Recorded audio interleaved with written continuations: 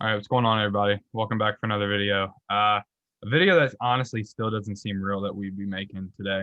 Um, Today being the 1 year anniversary of Kobe Bryant, alongside all the other people that died alongside him, the 1 year of their death. Just wanted to really make a video, take time to reflect on his career, his life, and things like that. And I didn't think of anybody else better to do it alongside than probably second biggest Kobe fan I know, Troy Comer. Troy, how are you doing? Doing good, man. It's obviously a sad day, but you know, Kobe wouldn't want us to do anything else but to keep pushing and keep doing what we're doing. And so, yeah, quick shout out, like you said. This tragedy is not just about Kobe and his family. There was more families impacted by this tragedy. So I just hope everybody keeps it as secure day as possible in terms of releasing and just be mindful that this does hurt worse for the families involved. Yeah. And so, yeah, without further ado, I guess we can get it rolling a little bit. Yeah, I mean, like we said, it's been a year exactly. Um, let's take it back to the day it happened. I think like that's a day that like I could tell you exactly where I was and what I was doing when I found out. Yeah. And it seemed like the world, like you just kind of felt it, like the world was like quiet and like the world Yeah. just like stood still. Yeah. So what? Talk about a little bit like where you were and how you found out. All right. So, I mean, obviously it was a Sunday, and I was just kind of hanging out. It was after church, and I was spending time with Kaylee, my girlfriend, and her family. Her dad was at work, and I had walked in to the side door, and I got a call from her dad, and that's strange. Whenever I'm hanging out Yeah, with his family, getting a call, so I answered it right away. I was like, "Yo, what's up?" He's like, "Did you see the news?" I was like, "What are you talking about?" He said, "Kobe died." I said, "Who's Kobe?" Because whenever somebody tells me, Kobe's dead, I'm yeah, like, it ain't Kobe Bryant. right. And then he kept talking about how TMZ had reported it, and I went and I mean, I had to apologize to him because I kind of exploded. I was like, TMZ is not reliable. TMZ's Yeah, this, seriously. TMZ's that. I was like, there's no way. There's no way. And I hung up on him, and I just remember standing there, kind of just in awe. And then he recalled me back, and then we kind of talked a little bit. I ran out from where I was because I was around my girlfriend, obviously, and her family. I removed myself from the room, went into my car, started scrolling through Instagram or Twitter to see if it was reliable and if it had actually happened. And then once Woj hit Yeah, the Woj is what did it once for me. once Woj tweeted that it was official, I broke down in the car. I drove myself home. Luckily, it's just like a literally 2-second drive. So I drove home, told my brother Chase, ran upstairs, and I didn't move for about 2.5 hours. Just Yeah, kind of laid there, soaked it all in. Because Kobe's one of them guys for me that anytime I was having a rough day, I didn't know the guy. I wish I got to meet him, but I didn't know him. And and I think that's what you know is so impactful that so many people didn't know him, yet it touched and hurt so many people. yeah, And Kobe was one of them guys, like I said, that I would always turn on his highlights when I was having a bad day. Whenever I had free time, I had a free period at school. Kobe was on my laptop. Anytime I have this free time, I always, always, always watch Kobe highlights, film, anything. And so, thinking that your idol, your, this childhood hero growing up, had passed away, it was just, and this tragedy, man, like, it's not even like a peaceful thing. It was yeah. very tragic and scary. And so, yeah, I just instantly didn't think it was real and it hurt bad. So, Yeah, I was using the restroom when when I found out. Was it was a Sunday night, so I was trying to get ball together. So I was texting a bunch of guys, and I texted my cousin. I was like, "Hey, we're playing ball tonight. If you want to play," and he texted me back, "Kobe died," and I was like, "What? Shut up!" And he said, "No, he died." And so I got on Twitter, and it's like one of those things where it's like you hear people like dying a lot, it's like celebrities, and you're just kind yeah, of like, okay, whatever. But the more you started to read, like because it was like tweet after tweet after tweet was coming in. yeah, And it was people like, trying to figure it out. yeah, but like the more you read about it, the more it was like, wait, like is this for real? And then like you just like I had that feeling where it's like, oh no, this is serious. Oh yeah. And yeah, I sat there. I went downstairs to my parents' room actually because I couldn't that was the only restroom available at the time. So I went down to my parents' and I got up and I literally walked like 5 feet and laid on their bed for like 3 hours. And Yeah, I didn't you do ever it. like laid on your stomach for so long that like your lower back locks up? Yeah. Like I literally laid on my stomach for 3 straight hours, and it was like I just like I didn't put my phone down for 3 straight hours, and um, I'm not really like an emotional guy. Like I don't cry a lot, hardly ever. Like when my grandpa died, I didn't really cry. Like yeah, I was obviously hurt, but it's just like I don't like associate. Like I can't do Yeah. that. Yeah. Like I teared up like really really bad when I was reading it, and then when you hear the news that Gianna was with me, like, Yeah. oh man, like that hit hard. And Yeah. then it was like one of those things like it sucked. I was sad like the whole day, but then Yeah. it didn't really hit me until the next day. And like Yeah. I like broke down. It was like one of the weirdest things because it's like I don't know the Yeah. guy. But it's like I grew up like literally idolizing him, you Yeah. know. Oh I yeah. So it was like it was one of those things where you just don't know how to react at first, and then once it hits you, it Yeah. hits you hard. And I broke down for probably 15 minutes, and I just it was one of those things where you never have the right words to Yeah. like express how you're feeling in that moment, and I don't Yeah. know if I really ever will. Yeah. You know, And like you said, it just hit you where it hurt, and it just lingered. And for me, it took a few months for me to be able to even see him on my Twitter feed without tearing seriously, up and seriously, getting extremely hurt. Um, yeah, and I just recently was able to start watching highlights again of Kobe. And my first thing I did was on my birthday. Whenever I finally, and me and Kobe you guys shared it. share, yeah, Yeah, we share a birthday, and I always take pride in that, and I have my whole life. I was so jealous growing up of you, and I Yeah. swear, I was about to say every birthday I would post some stupid edit of me getting dunked on or me being friends with Kobe, and yeah, always with the hope that he would like it at some yeah, point, or just DM me and be like, "Yo, this is cool. Happy birthday, youngin," or something.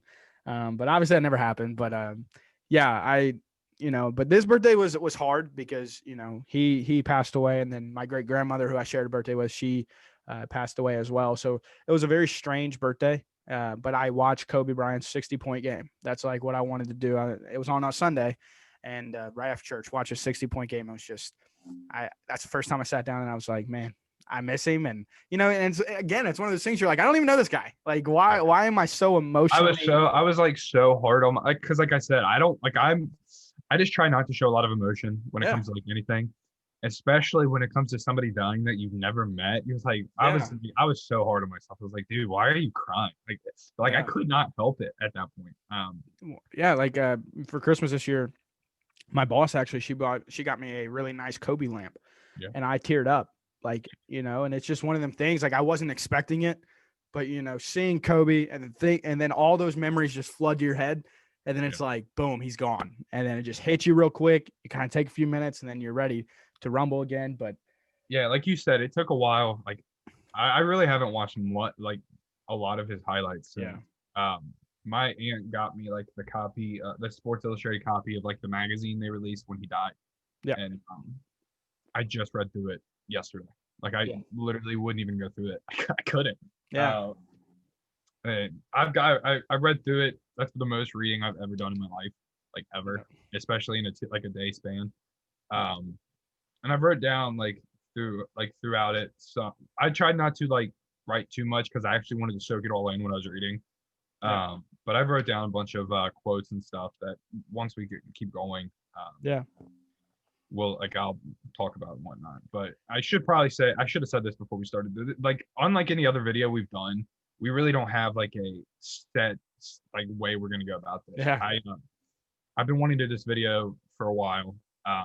Honestly, like when I started my first YouTube channel, I was like, this was one of the videos I had in mind I wanted to do. yeah, But yeah, I and when I have a video in mind, I do so much planning for it. It's ridiculous. Like I will have notes and everything because like that's just the way I am. Like if I have my head set on something, I like go in all for it. yeah, But this one, like it just it seems right to just let it come from the heart and like just kind of For just let sure. it go. For sure. You know what I mean? Yeah. Yeah. So it might seem a little messy along along the way of Yeah. going, Just but be with us. Be with yeah, us. it's just kind of it's one of those things where we're just kind of letting it go, just kind of getting it all out and whatnot. And Yeah. I kind of want to get into his career, like his yeah, early career. yeah, And I found some funny stories. He was drafted first round overall, 13th pick to the Charlotte Hornets. For those of you who don't know or didn't know that he was drafted by the Charlotte Hornets, he was, and then he was traded to Los Angeles for Vlade Divac. And there's some funny stories out there where Jerry West wanted to kind of shelter how much attention Kobe got pre-draft. So apparently there's like this thing out there where Kobe and Jerry West were plotting to try to get him out of the lottery because during that summer, the Los Angeles Lakers had just paid. They were about to go all in on Shaq. And so they couldn't afford a lottery rookie contract. So they wanted Kobe to slide out of the lottery. And during the time he slid out of the lottery, one pick after the lottery. And so it's just funny. And then Kobe, he said in a few tweets, Charlotte never wanted him. And that he was told that from the jump. He got the call, and that Charlotte was pretty much, they already had some guards and wings, and he ended up being traded to LA for Vlade Divac. Well, Vlade Divac at the time had no intentions to leave LA. He loved LA. He thought he was building something good, but he loved the franchise so much that he accepted the trade about a month and a half after it went down. LA eventually, 7 days after this trade was announced, signed Shaq, and then on is history of Shaq and Kobe and all of that. So Kobe, man, it's that draft story gets me every time. Like whenever I read that, I was just like, Jerry West said it. Yeah, I read something in the magazine where he said it's the best prospect workout he's ever seen, still to this day. I'm sure when he came, if I read this correctly, when he came to work out with the Lakers, they put Michael Cooper on him, I think, and they were playing 1-on-1, and Cooper was known for his he was guarding. Yeah, for those of you that don't know, Michael Cooper, great defender. Yeah, great defender. And they put him on 19-year-old or 17-year-old Kobe, and he was trying to be physical with Kobe, and it just didn't phase him. He just took it. I actually had I was reading they have a lot of stories about his childhood and stuff like that in the magazine, and I took a lot from that. One of the first thing I'll say is his dad played professionally in the NBA for a little bit, and then overseas, and he that's just the perfect for a guy like Kobe, that's where his love began. Was his dad would get a lot of his grandparents that still lived in the United States would send tapes over of NBA games. Yeah. And Kobe and his dad would sit and watch it, and his dad would break down what was going on for Kobe, and Kobe's 4 or 5 years old. And that's the crazy part right there. But I actually read something that said in Europe, Kobe taught himself the fundamentals, and it wasn't until he moved back to the United States that he actually developed a crossover, something that simple. A crossover nowadays, it's dude, 4-year-old. You're learning that first thing. Because it wasn't until he moved back into the United States as an 8th grader that he was finally developing a crossover into his game. And that's crazy because for me, I didn't play in high school. I only played AAU 1 year.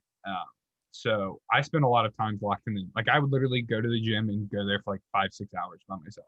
Yep. And I focused on I literally was just I want to focus on the fundamentals. I want to be fundamentally better than anyone else. All the fancy stuff, yeah, that's cool and all, but I don't care about that. If I develop it along the way. You don't need that. Yeah. And so, yeah, I mean that's what Kobe was doing. And to do to focus on just the fundamentals for the first 13 years of your life, and then to become one of the greatest basketball players ever. That's great. Top 4 you tell that to you tell that to a kid now, that's insane. They're not gonna believe that. But my favorite thing about Kobe is, yeah, he's got all the highlights, all the scoring accolades and stuff like that. But when it comes to memories for me, it's his mindset and his mentality. And that started off from a super, super early age. There was a counselor that I guess it was, I don't know if it was for school or if it was for a camp, but they all the guys that were there were set up with a counselor to plan their future. And Kobe met with this counselor, and he got yelled at for putting NBA as his future his future career. Yeah. His future career. And the guys told him, he was NBA players are 1 in a million. And Kobe looked at him and said, man, look, I'm going to be that 1 in a million. He said, Michael and Magic made it. What's different from them about what's the difference between them? I'm like, that dude, his mindset early on, like he's a Yeah. teenager, and he has that mindset of like, what's the difference? Like, what separates me from them? Yeah. And I think I like that's like it's insane to think about. Like, early, Imagine a kid, Caleb, coming up to you, and let's just put yourself in the shoes of you've been in the youth counseling business. Like, let's say you're like a youth counselor somewhere, and somebody comes up to you, a young kid, and he looks at you and says, "What's to separate me from LeBron James?" And he's like dead serious, yeah, like he's like dead I'd serious, laugh at him. I'd laugh like at him. yeah, Legitimate. like put Yeah. yourself in that guy. Like Kobe looks at him dead in the eyes and tells him, "What separates me? I'm gonna be that one in a million." Yeah. It's like, wow, like Yeah. that gives me chills thinking about it. Like, imagine that kind of mindset from that young of age.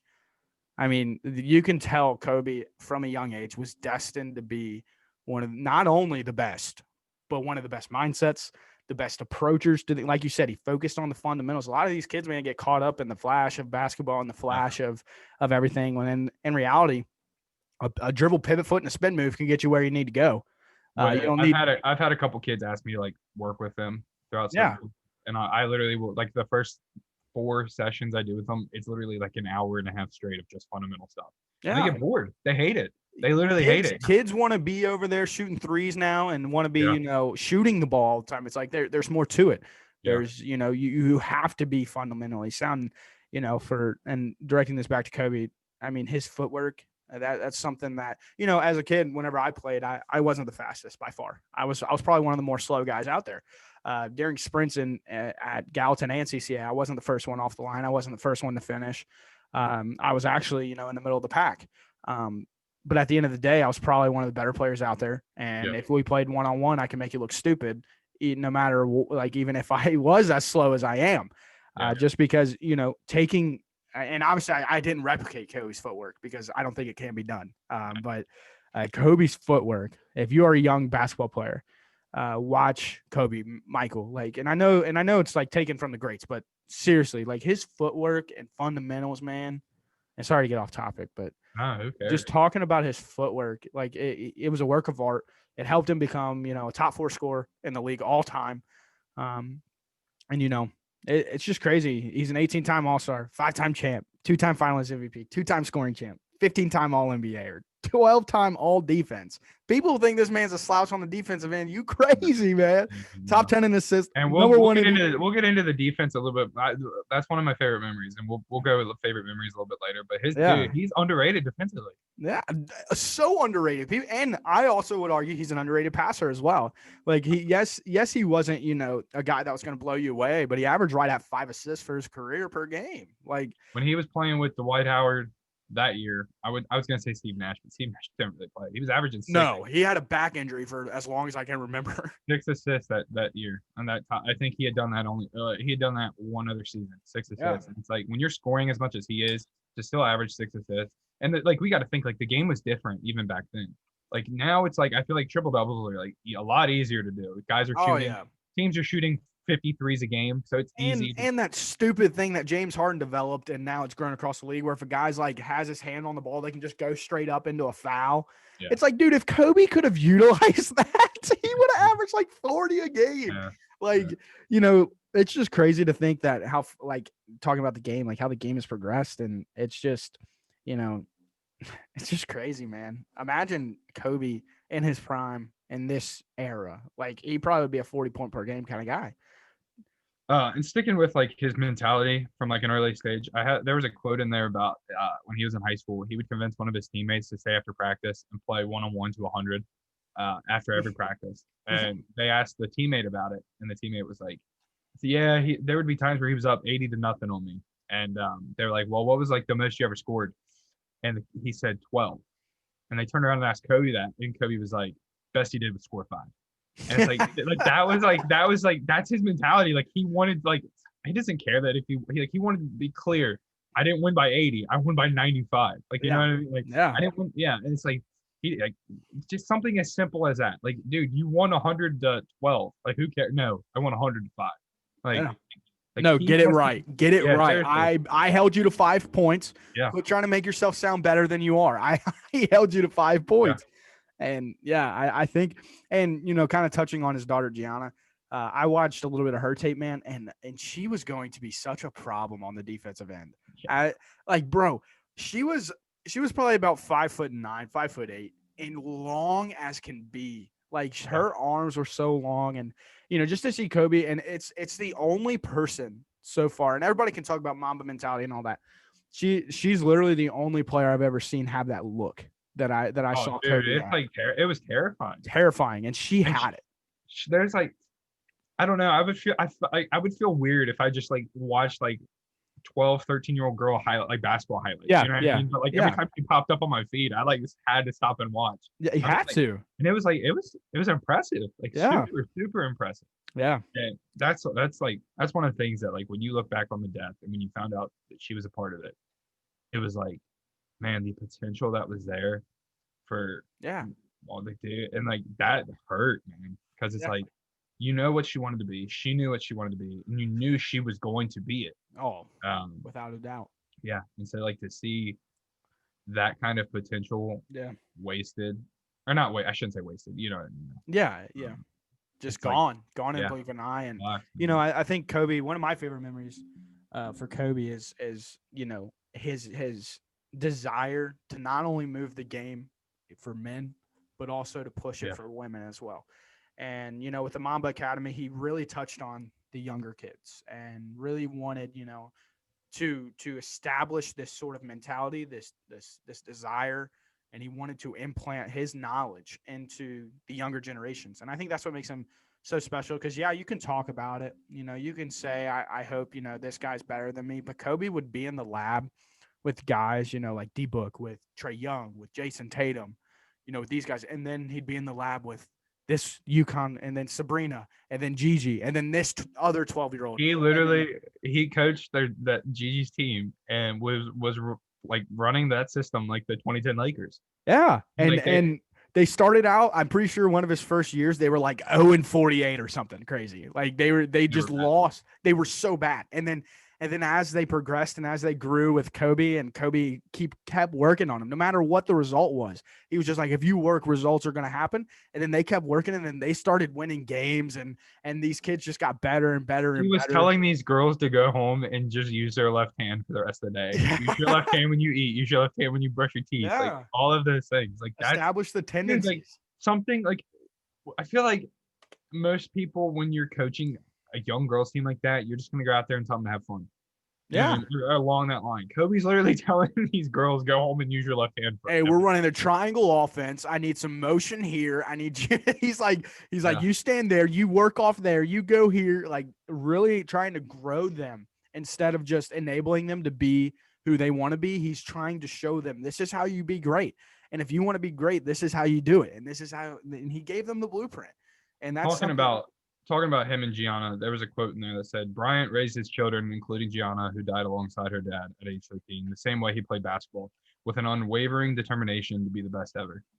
And I wrote that down because of like that you saw it, especially after he retired, the way like he was becoming a dad and coaching Gianna and stuff like that. It's just like that was heartbreaking, man, you know. Yeah. And people like, when the reporters would be like, are you going to keep going? Because do you want a boy? Do you want a boy? Like to pass your legacy down to? You'd be like, I got G.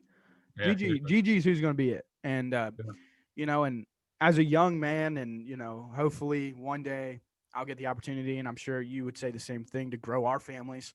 And he kind of also showed how to, not only be a girl dad, which is, hashtag that, was very popular for a stretch, but how to just be a standout everything, like when it comes to just being a father, raising the children. And I mean, I could go on and on about Kobe. Yeah, it's one of these videos where it's like I didn't plan anything because it's like, dude, I could go on forever. It's like, Yeah. where do I stop? You know? Let's kind of go into our favorite memories. I think this is a night just to kind of start just throwing out some of our favorite things about him. While we're talking about his mentality, I'll kind of hit on one of mine. I mean, I remember exactly where I was. Also, this is another one of those I can tell you exactly where I was moments. I was sitting down I had the squirrel chair in my room, and long story about it, I found it at one of those yard sales, and it was like a little squirrel chair. I don't know where I got it, but it was the yard sale, and it was $10. So I bought the squirrel chair, sitting right in it, watching Kobe against the Warriors, and Kobe was having this really good fourth quarter. And then he comes off it's like a down screen type thing, and then goes to attack on Harrison Barnes. There wasn't a foul, but the ref gave it to him because it looked like he got tripped, and he started immediately grabs down at his Achilles area, and he starts kind of feeling it around, and and obviously those of us know he tore his Achilles, and he was walking around. You could tell he was struggling, but he was determined to get to that free throw line, knock down the 2 points because he knew his team needed him, and for him to have the guts to, and I've heard a lot of NFL players, talk about how hard it is to move with a torn Achilles, and like how it feels and how it just, and you saw Kevin Durant not be able to put any weight on it. Like it was seriously like that bad to where like he had to, be carried off the court. And for Kobe to literally walk to the bench, walk back, shoot his 2 free throws, walk all the way, like didn't accept help from anybody, was like, you want to know it's crazy. Like, yeah, that the pain that he's going through, just walking, yeah. But when he went back to the bench, the Gary Vitti, the trainer for pretty much all of Kobe's career, said Kobe went over and tried pulling the ruptured tendons down with his fingertips so he could walk on his heel, so he could get back to the free throw line. And Gary Vitti was like, the amount of pain that trying to do something like that would be is absurd. Like, dude, I couldn't even imagine. No. Like, I broke my foot when I was younger, and I played like half a quarter on it, broken. And I thought, like, man, that's tough. But dude, like to rupture your Achilles and then to try to pull it down so you can just finish it. Just get there. Yeah. That's absurd. It's literally absurd. Yeah. I like I said, when I think of Kobe, when I think of my favorite memories, it's more or less. I took so much out of his mentality. Yeah. When I was in high school, like my 8th grade freshman and going into my sophomore year, I don't think I was very good. I was okay, but there was nothing that stuck out about my game at all. And so that going into my sophomore year, I would stay up till like 5 a.m. every night and watch Kobe interviews, not even highlights, just interviews. Yeah. And just listen to him talk, listen to the way he would go about the game, listen to his mindset going into the game. Like not even about just basketball, literally anything. And I took more from that than anything else. It's like the interview where he got questioned after a finals game against Orlando. He's like, Kobe, can we get a smile? He's like, no. Job's not finished. Job's not done. Yeah. Why would I smile? Yeah. That's what I took away more than anything. And I spent going into my sophomore year, I couldn't use my left hand with any, like I couldn't go left, couldn't finish left, nothing. I spent probably a combined hour every day in the gym just doing left-hand layups, walking through them, not even running, just literally walking through left-hand layups to where eventually I think by the time I graduated, I was better finishing with my left than I was. Yeah, I mean, more focus on it. Yeah. And I was like, because I forget exactly the quote now, but he just like he had said something that stuck out to me. I was like, I need to focus on my weakness, and that's my biggest weakness right now. I need to go about it. And I spent, dude, I'm not exaggerating, probably every day for at least an hour, left-hand layup, walking through it. And it was so boring. I hated it, but it's like, dude, I knew in order to make any kind of step, that's what I had to do. And a lot of the young guys who want to get better and get mad that they're not playing more. They don't understand how a coach could look at something as small as just making consistently on both layups can be to just boost your minutes as a young guy. Yeah. And not to get too off topic, but that's just something big that, with his mentality. And again, kind of hitting at his mentality again. How about the no flinch whenever Matt Barnes acted like he was going to hit him, and Kobe didn't even move. He didn't even blink. It's like, because most of us, whenever, I know at work sometimes, like we'll hide behind doors and try to scare each other. And like, we'll jump out of the building with just, a person going boo or something. But this dude had a 6'8" guy in front of him. Matt Barnes, not, your average Joe. Warriors are being pretty tough. Yeah, not your average Joe when it comes to, not being physical, tough, gritty. And like acts like he's going to throw the ball at your face and it come like centimeters away from I remember a couple years ago, somebody had revisited that clip or something, and they like zoomed in on it, and they were like, "Well, the ball wasn't directly in his face; it was kind of off to the side." I'm like, "Dude, who cares? Who Like, cares? you put that ball right here, I'm gonna flinch. Like, I'll I don't flinch care. 10 times out of 10. I'm definitely gonna blink more than anything. Like, Yeah, he just stood there. Didn't he just stayed swaying. Like it didn't even phase him. yeah, Like, and that just proves, and it also take, on the top of my head right now, like whenever Chris Rock was sitting next to him on the bench and Kobe, oh I'm pretty God, sure this was during like the bad years of the Lakers. yeah, it And was. Kobe's just sitting there with ice all over him, and Chris Rock's trying to make him laugh, but Kobe's just staring straight. Yeah, Like not even worried about, because in LA, I'm sure, even LeBron and AD sometimes, like with the Kevin Hart thing last year, AD like sat on him and all of them were like hitting at Kevin Hart. Kobe was the type of guy, he didn't care who was there. He was there to do his thing. And I think that just really, and obviously LeBron, great player, but it just establishes Kobe's mentality compared to all the other stars that we've seen. And it's just crazy. um, yeah. Another one when I think of my favorite memory, the first one that comes to mind is there was an interview or not a video that came out of Kobe and Kyrie talking at a USA camp one summer. Yeah. And Kyrie was saying like he would go back. He basically was saying he would torch Kobe. Like Kobe wouldn't be able to guard him. Mm-hmm. And Kobe was like, okay, bet.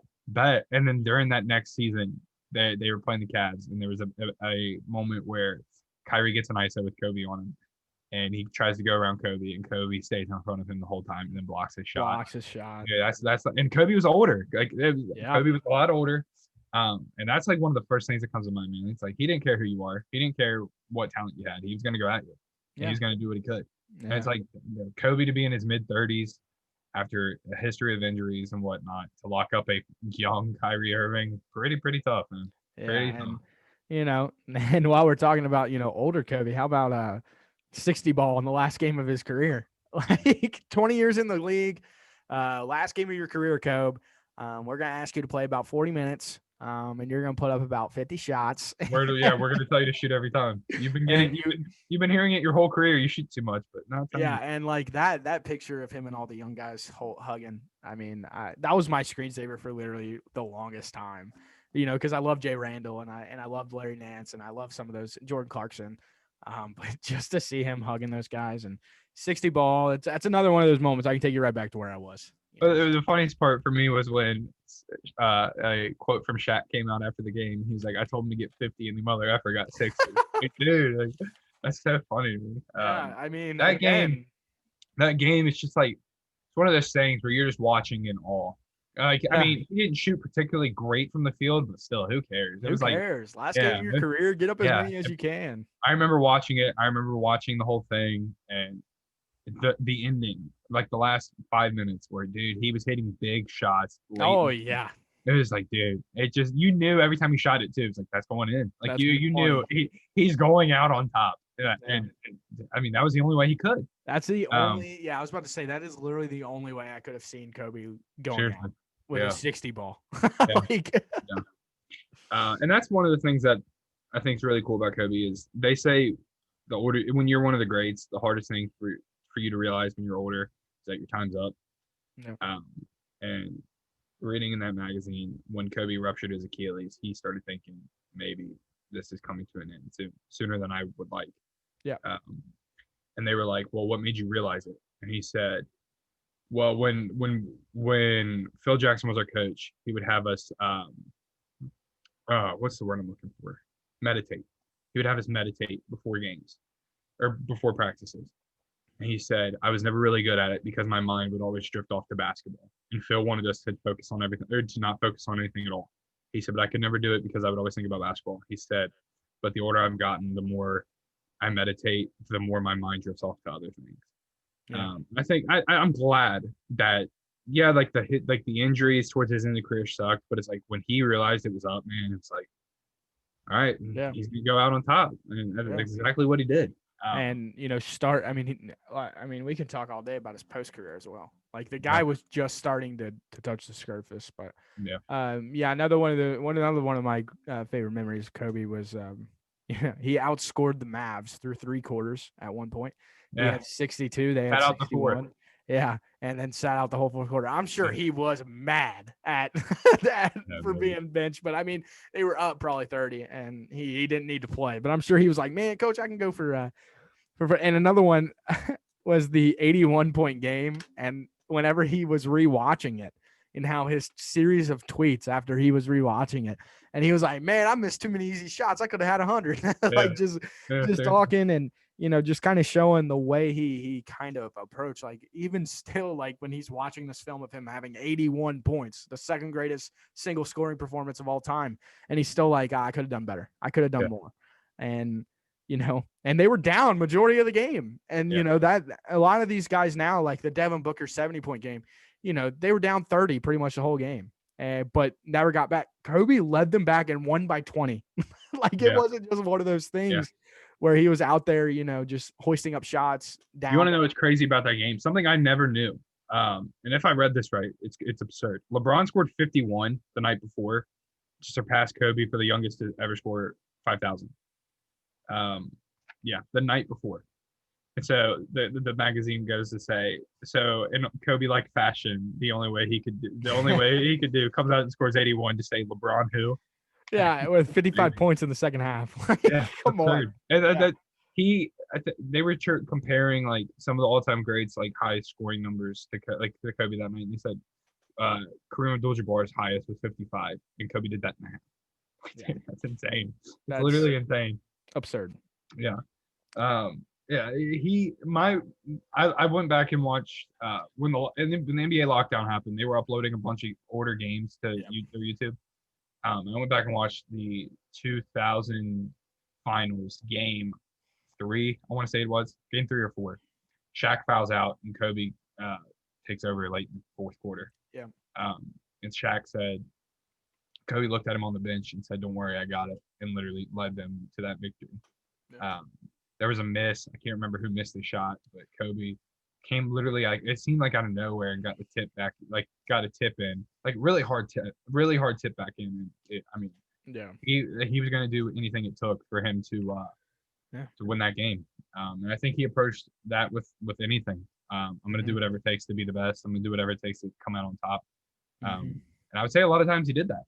Maybe not in the way people wanted, maybe not the way people would like, but I mean, he was going to go do whatever he had to do to come out on top. And I wanted to transition a little bit into like the beginning of his career. Obviously getting drafted at 17, you're just a kid, man, and to come into a league, especially back then when it's just grown men. You don't have this one and done system like we do now and stuff like that. Like it's all grown men. Kobe realized from like an early age, it's like this is just a job for a lot of these dudes. Like this is what I love to do. He said he took that mindset from like Michael and from Magic. He was like, you could tell like this just wasn't a job. They loved what they were doing. Yeah. And he took that from an early age and inherited it into his game. And you could tell like as much as he might have struggled early on, like he wanted to be the best ever. Byron Scott said something to Kobe. It was like one of his first days of training camp. He's like, "Why are you here?" Kobe's like, "I want to be the best ever. I want to be the best ever do it." And Byron was like, "I knew he was legit from then on." Yeah, for sure. And then when Kobe started gaining steam, the early playoff performance against the Jazz, we airballed like 6 threes. Yeah, he struggled big time. Big time. Yeah, I've seen the clips and I've seen the story afterwards. But after that game, he sat and he said, why did that happen? I've never airballed, especially that many in a row. And he said, I was used to in high school playing games that we were scoring in the 30s and 40s and 50s. Now we're playing games scoring in the 100s. He's like, I have to step up my conditioning. And that summer stepped up his like weight program and everything and like went at it all summer long. Yeah. But not even that, like that night after the 6 air balls, immediately went to a gym, like some high school gym, and got shots up for like hours and hours afterwards. It's like dude, he knew like to go out like that, it ate him alive. And that's how he went with everything, man. If he did something that like if something he felt like got the best of him, he was going to get back at you. Oh yeah. There was a story and then he went on, I think it was Jimmy Kimmel, and he went up against some guy that's like known for being like the best pop a shot player in the world, and he destroyed Kobe. Because it's like, dude, like he literally like world records, like best ever to do it. Yeah. They asked Kobe about it a couple weeks later, a couple months later, and Kobe said, "I don't need to practice. I'll wear him out right now. I'll beat him." And they're like, it said, we all know that's pretty much impossible for a world record holder, but Kobe, you can tell Kobe legitimately believes with everything inside of him, he's going to beat this guy. Yeah. It's like it doesn't matter if it's pop a shot, it doesn't matter if it's Yeah. a playoff game. Like if something he feels like it's the best of him, it's gonna eat him alive. I absolutely love that. I absolutely love that. And going like as he continued to play, grow in the game, he got a lot of scrutiny from his teammates and from Phil Jackson about the way he played. They would get on to him about how much he shot. He would try to dribble through too many guys at times and stuff. He got a lot of scrutiny for that. Yeah. And I like growing up, it was like that was like the one thing you always heard about Kobe. He's a ball hog, blah blah blah blah. Yeah. He didn't care. But there was a story where they're having a team meeting and Rick Fox looks at Kobe and says, "You can do whatever you want on the court, but we feel like you don't need us." And Kobe was like, in my head, I thought, "Yeah, I don't need you." And he's like, "You're a grown man, like knock this off." But he said, "But I realized it took a lot of courage for him to say that to me." And Kobe was like, he finally opened up to his teammates because he like never really did that. Yeah. And he's like, you know what? No, I do need you guys. In my head, yes, it's all about scoring, and that's an issue. He's like, but if you're open, just like yell at me. And it's like, I think like people don't see that side of Kobe where it's like they want to scrutinize him for like how many shots he took or this or that. But it's like, I think in reality, man, like he was open. He was open to criticism. He loved it. He wanted to surround himself around people that would be brutally honest with him. And as he got like as it continued on, and he finally earned his starting spot in the league or on the Lakers, I mean, early on you could tell like this kid, it's gonna be scary like in the future. Yeah. There was a night that when he was 19, a reporter came up to him and said something about him getting compared to Michael, and Kobe said, "It doesn't bother me. I expect to be that good." It's like a 19-year-old to look at one of the greatest to ever do it and say, "I expect to be that good," man. It's crazy. And one of Michael's last games, it's kind of crazy. Kobe scored 55 on him, and in their last matchup together, Kobe put 55 on his head, and because early on, I think Michael came out and hit like 4 or 5 shots, and was hot, and everybody was like, "Oh, here comes Mike! Like this is gonna be Michael's game," and then Kobe just apparently just poured it on. And went for 55 in his last game with Michael. And a lot of people view it as like the torch passing game where the torch was passed. Michael said, okay, like this kid's for real. This kid's legit. And, I think Michael is very, very hard-headed at times. I think in his heart and in his head, he knows the only player that could ever replicate or come close to Michael Jordan's overall game would be Kobe. Yeah. And I'm pretty sure he's gone on record and said that. Yeah, like and everybody in the NBA world saw it and knew it all along. But to hear Michael finally be like, this kid's for real. Yeah. It was just it's very crazy and eye opening, and people nowadays throw around. I feel like Kobe kind of gets thrown under the rug when it comes to whenever people start talking about greatest scorer ever, because then they go to like Kevin Durant, James Harden. And then, they kind of, and it's like, y'all are forgetting about, Kobe. Like Kobe had a stretch of games, 4-game streak of over 50 points he had it literally 4 games in a row. This dude's scoring over 50 points in 4 straight games. And, that's just me harping on that as a huge Kobe fan, obviously. Right. And, but while scoring was his what we know him as, it's unbelievable to see his growth as, a teammate. And, I kind of touched on that in I posted about him, obviously on the day that he passed away, where I learned so much how to be a leader, not only from the guys around me and my coaches, but also taking, like you said, taking bits of his interviews, taking bits of this, and just holding your teammates to a standard. And that's what I try instilling in young guys now. I'm like, listen, like you have to, from the first practice of the year, conditioning practice day one. You have to set the tone. Like, this is how we're doing things.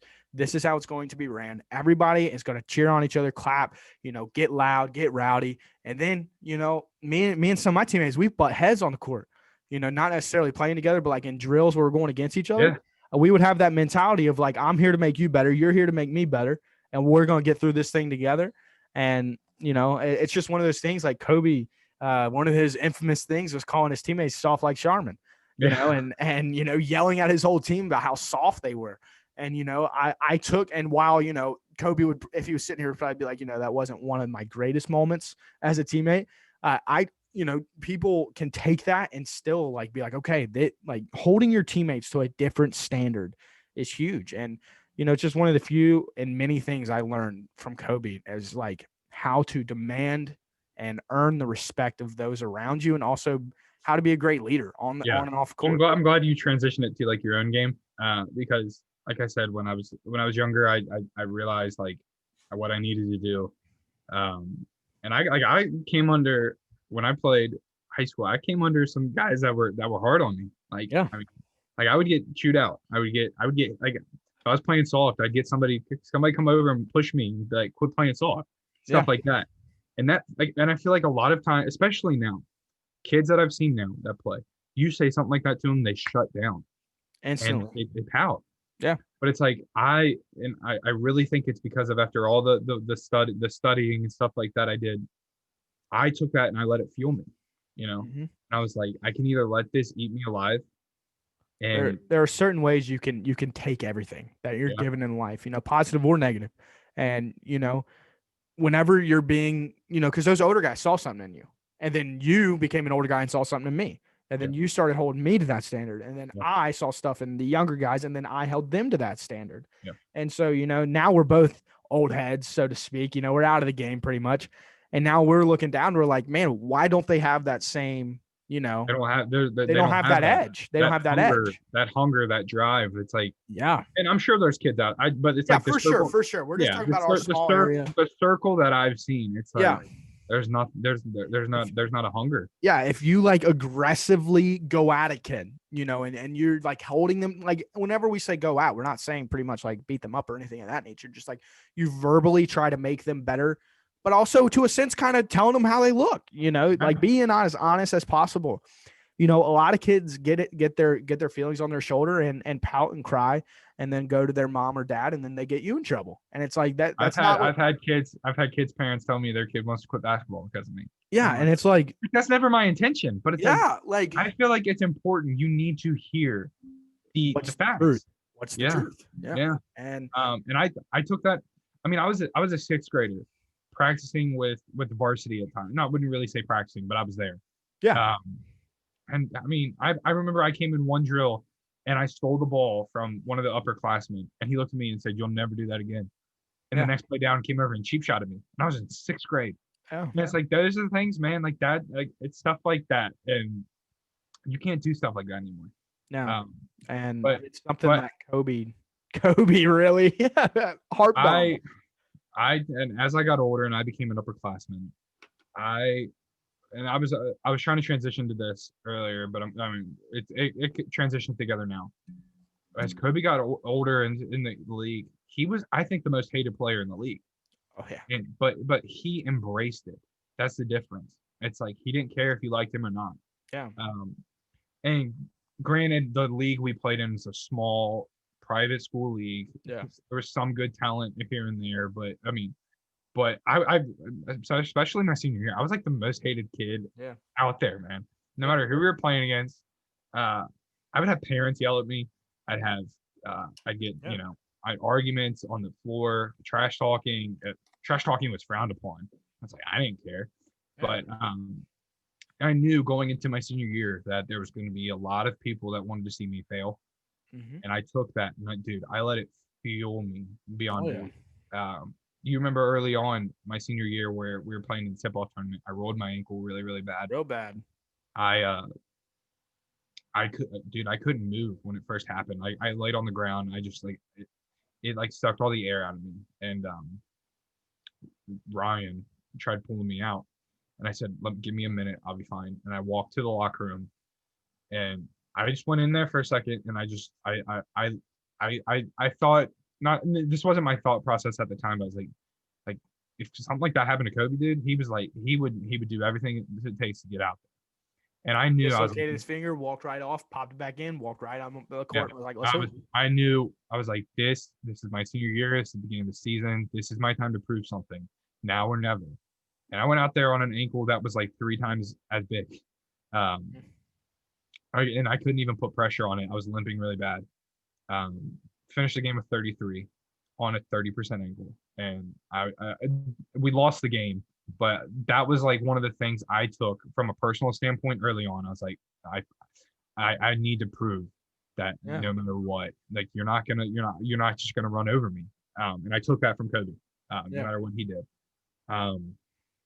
Yeah, like I said, I embraced it, man. I really did. That the Bad Boys documentary I think came out late my junior year, going into my senior year maybe, and I probably watched it 10 times.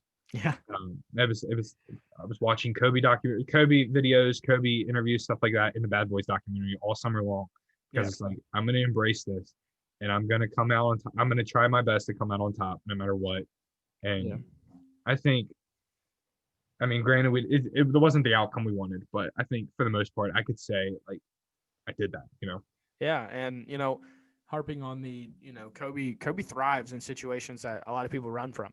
And I Yeah. think that's where, we learned a lot, speaking for you here. And, you kind of just hit on it was, in opportunities and times in life, like you seriously have to look yourself in the mirror and be like, no matter what people think about me.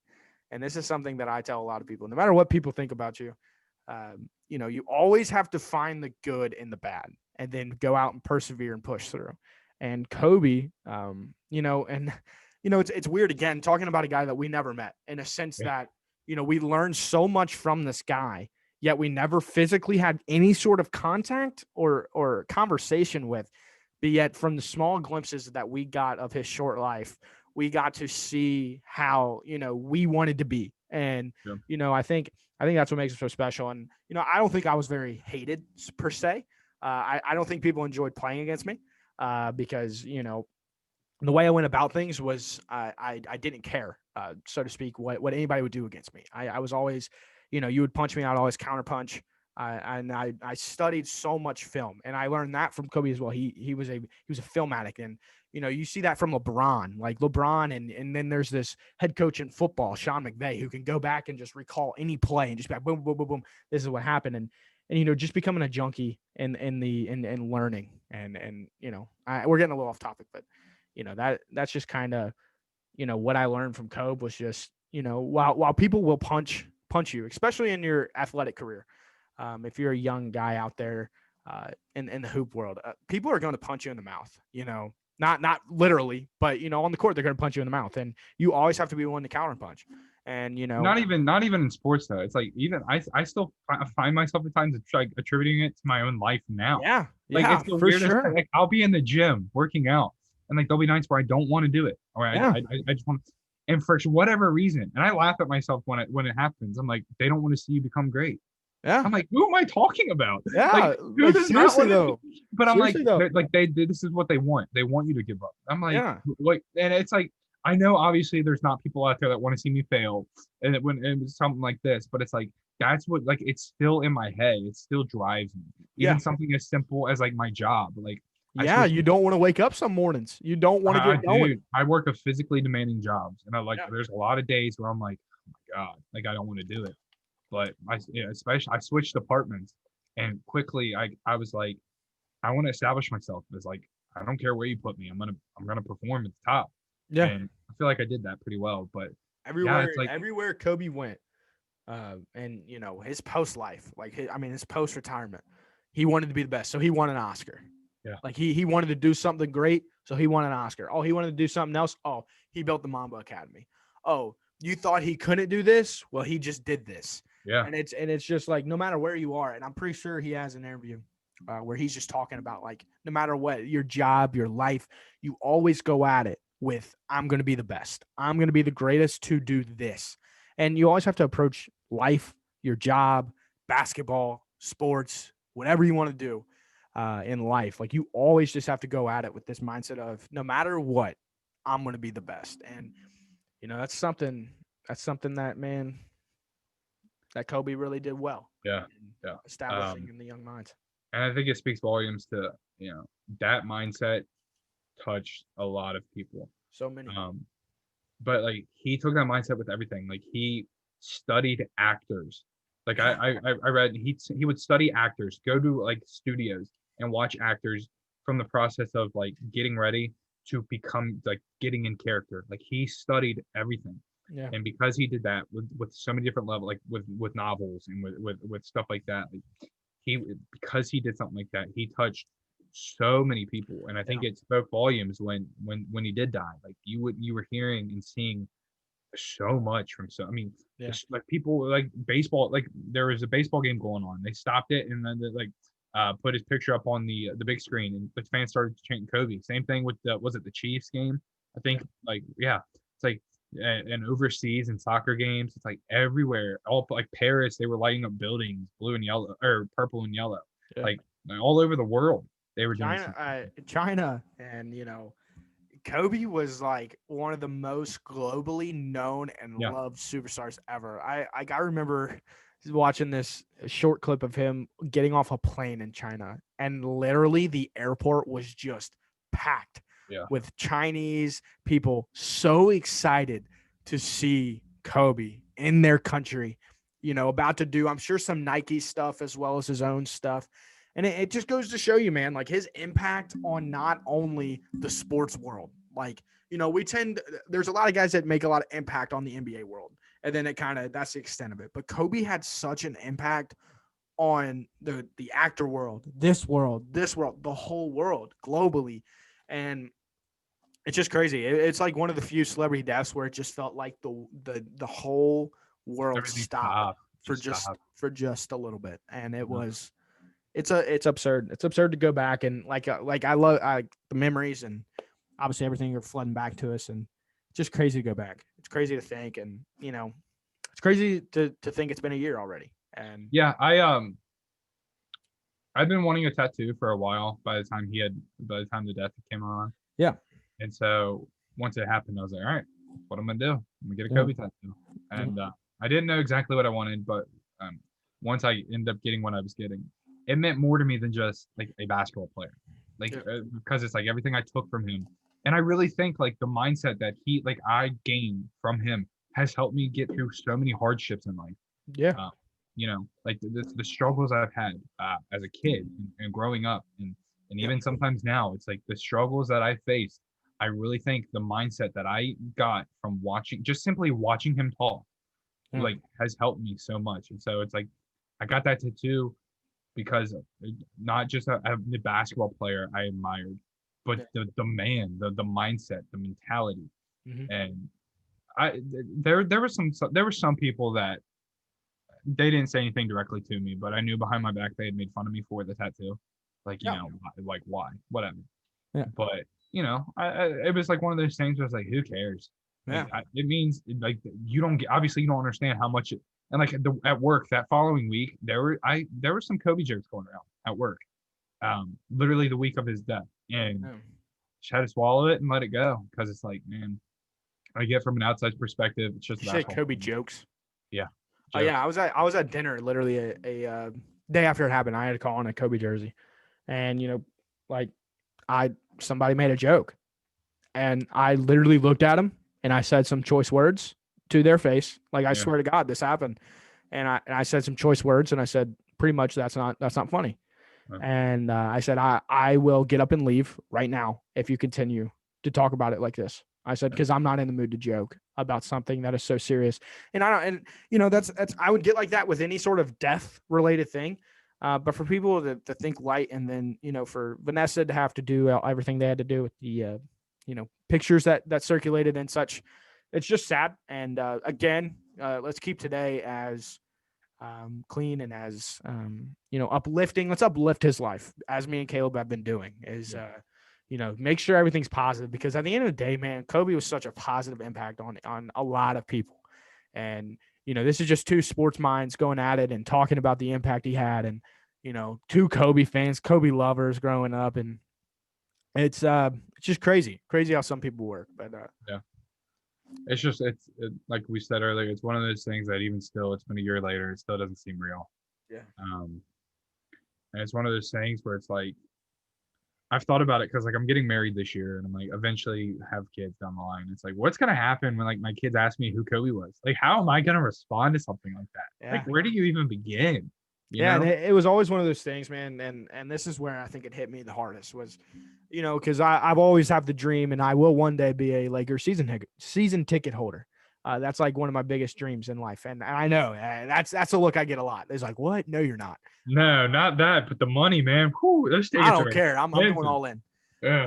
But one of the things that I had looked forward to the most was becoming a dad and then being able to see Kobe walk into some Laker games and point at him and be like, son, that is your dad's favorite player Yeah. to ever breathe and Yeah. to ever exist. Like I can't, and I had multiple times where I told everybody, I was like, I am going to get a high five from Kobe. I was like, if it is by over my dead body, I am going to leave this life without giving a high five See, to Kobe Bean. as much as I would love to, it was one of those things where I was like, I know I'll never meet him because I saw a video of him at an amusement park and he was like, him and Vanessa were coming out of a ride and the amount of people that stopped what they were doing and just swarmed this guy. I was like, Dude, I don't even know if I would have had the courage. He was just like, because I've always had this even kill feel. Like whenever I see somebody famous, like I'm always able to, smoothly go up, and I don't try to make people out, to be these big, yeah, superstars. But dude, if I'm all talk when it comes to trying to get a high five, I might have just stood and stared. oh, I would have And been cried. like this, yeah, I would have too. And I make fun of a lot of, especially my girlfriend whenever it comes to like boy bands and such. But and all these girls just like scream and cry. Like I feel like that would be my reaction if Kobe walked in the building. I'd be like screaming and crying. But yeah, it's just crazy, man. Like you said, and then if you look at when he did die, the NBA world, man, like they're like all the guys that were saying things and tweeting things and whatnot. I think the one that stuck out to me was Spencer Din when he was talking, and he said because that I think it was that year he'd been playing pretty well, yeah, and he said Kobe looked at him and said he considered him an all-star, and Din when he was like I didn't need to be an all-star at that point. Him saying that was all I needed, and he started talking about that. And he started choking up about it. It's like, dude, yeah, like that speaks volumes to how much you were this generation's Jordan. Because there's always a player like that. Like Dr. J before, then Jordan, then Kobe, and now it's LeBron. yeah. But like, dude, like the amount of the players in the league currently that he touched, like it's absurd. And like you look at it when he did pass, all the stuff that was coming out and all like Trae Young, like see him breaking down in tears. See Kyrie, the way Kyrie was affected. Carmelo Anthony. Yeah, like He all these. The first game after Kobe's death for the Lakers was against the Portland Trailblazers, and Melo couldn't even travel with the team because he did not want to go to Los Angeles because he had a DM exchange a few days prior to Kobe's passing where he had given Kobe tickets, and he wanted Kobe to be there to watch him and his return to the NBA. Play against his former team and his stomping grounds. He's the best Laker to ever breathe. I don't care what anybody has to say. He is the Lakers. And so for Melo, it hurt him bad, and I can only imagine, because and another one of my favorite moments. Not to get back to our favorite moments or whatever, but the 2009 battle in the Western Conference Finals with Kobe and Melo. I was actually watching that today, and it's crazy to go back and see these battles, see these duels with the guys who were so hurt. This guy stopped Melo from going to the championship. It's probably the only time in Carmelo Anthony's career that he will ever get close to a championship. Yeah. And Kobe was literally the obviously the team, but Kobe was the driving force to eliminate his team. You want to talk about that with I think it might have been the night of 6 he scored his last game. Yeah. Allen Iverson showed up with a shirt of Kobe holding the championship. He won playing against Allen Iverson. Yeah, it's just the amount of respect. It's just crazy. Absurd. In my mind, like I still can't talk about Walton Verona. In my junior year, we played in the All-A championship against Walton Verona, and we lost by like 2 points. if I can't even go back and watch the tape, one of the best games I was ever a part of. I still can't talk about that team without getting riled up and physically upset and emotionally upset, because I was so close to accomplishing something that I've never accomplished and never will.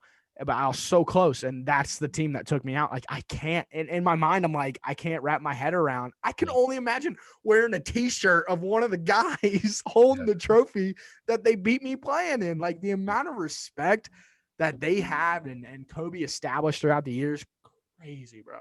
Crazy. And just the lives he touched, basketball related, non-basketball related, and just normal people. I have a cousin that named his daughter after Kobe. Like, she has Kobe. Kobe's her middle name. It's like that. That's just like that's the amount of like that's what he touched so many people. Like, I have guys at work that don't watch basketball, know nothing about sports, but anytime they would go to throw something away in the trash, they were yelling Kobe.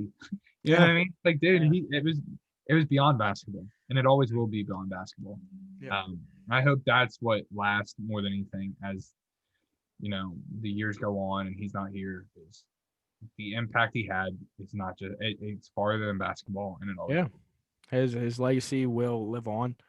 As Magic Johnson said, and Magic has said it multiple times, while he's not here with us, and he won't be back, his legacy will live forever, and the lives he touched will be able to keep his story going. And he's what's left on earth now is guys who he spent a lot of time investing in. And Kobe spent his time right, and so I don't think his legacy will ever die. I don't think the Mamba Academy hopefully will always be a thing. I think the biggest thing for Kobe is he spent his time right, but like early on, there was some I think you have to address the early stuff going on with the stuff in Colorado about the sexual assault trial. Yeah. He, like, you say what you want about it, how you feel, whatever.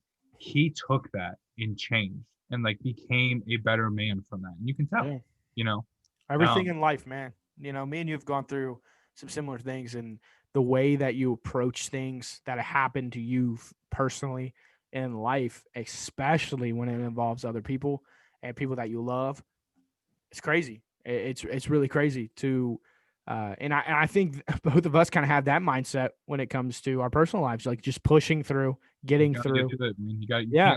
You can't let it take you. Like, that's my mindset with anything. You can't let it overcome you. Yeah, and just learning from it and growing and being better because of what happens. And and that's something, again, I learned you can learn from Kobe, is just continuing to learn, grow, establish yourself, be like, okay, and now I'm going to count. Like I said, you're going to get punched in the mouth, and then you have to continue to counterpunch and react and then be better. And that's kind of where. Yeah. I mean, we could go on and on forever. Like I said, it's one of those things that doesn't seem real. I mean, I could go on and on about how the shoes I wore because of Kobe. Like, even now, like the shoes I have of him now, I'm like, I don't ever want to wear them because I don't want to get them dirty. The one year I had Kobe's, I obviously at the small private school, I wore Kobe's my sophomore year, and it's the only year I ever won a state championship or anything like that. And not to contribute, his shoes giving that to happen, but it's just one of those things where I held that so special. Yeah. The 1 year I wore Kobe's, because they were low cut and my ankles are really bad. But it's just one of those things, man. I ripped through so many pairs of Kobe's because I wore them till like I literally my sophomore year I had to go and buy another pair of Kobe's because I'd ripped through the previous ones I was wearing. But yeah, it's one of those things where I think Kobe means something to everyone, whether it's just you have to respect him as a basketball player, or even deeper, as me and you have discussed. And I know there's a lot of people that probably feel the same way.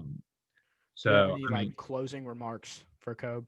There's one comment that I wanted to save to the end, that there was a quote from the magazine I read, and it's, in his 41 years, Kobe Bryant displayed an uncanny level of excellence that he demanded of others, leaving an incredible mark on the NBA and the city of Los Angeles and the world. And I think that's, if you had to sum it all up, that's it right there. Yeah. Just the way he impacts, not only the people that were close to him, but the people everywhere. And again, we understand that this tragedy is not all about Kobe. There were other people involved and other families involved, but Kobe has a a place in both of our hearts and a place in a lot of people's hearts. And we needed this to give him his day. January 26th will be known as a sad day. You know, tomorrow's going to be tough for a lot of people. You know, and it'll be tough on me and Caleb. But you know, like we've said, like I've stated in this video, it's going to be harder for the families and for the people closest to him. So keep those family in your prayers tomorrow as they face this day, and way too soon, obviously. So you want to get us out of here, Caleb? Yeah, I appreciate you coming on. Like I No said, problem, man. video I've been wanting to do for a while. Yeah. You know, and I honestly, I told you this. I don't care how many views this gets. You know, it's one of those things where it's like, not at all, not at all. yeah, Nice it's one of to those talk things, about it. one of those things where it's like, just, you know, you need time to reflect on stuff like this. Yeah, for sure. And we had no schedule. Literally, like normally we have everything boom, boom, boom. We want to hit this thing Days in advance. We literally just wanted to get it out and wanted to talk. And you know, it could. I don't know. I'm not even sure how long we've went. I'm sure it's like an hour and a half. But I'm not too sure. Could go on even longer, dude. We could. But yeah. Yeah. I mean, there's so much to be said, but you know, so much that we've already said. So I guess we can end it there. Like I said, I appreciate you coming on. Oh, no problem, man.